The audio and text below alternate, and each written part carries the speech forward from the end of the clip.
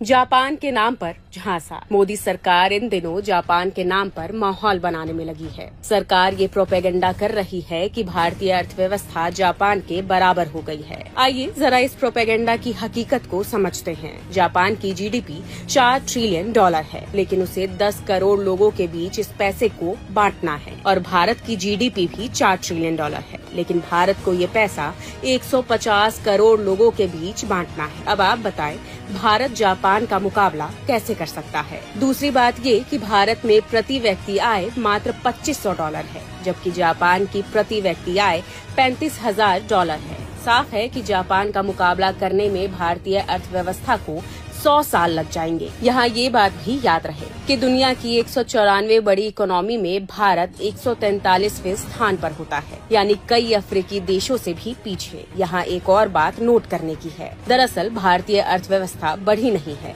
बल्कि जापान में ageing population के कारण आर्थिक ग्रोथ रुक गया है। एक और अहम बात ये है कि भारत का 4 ट्रिलियन डॉलर आम जनता के पास नहीं है। मोदी सरकार में भारत के 1% पूंजीवादी देश के 40% संसाधनों पर कब्जा जमाए बैठे हैं। भारत के 13 करोड़ लोग अत्यंत गरीबी में जी रहे हैं। देश के 20 करोड़ लोग हर रोज भूखे पेट सोने को मजबूर हैं।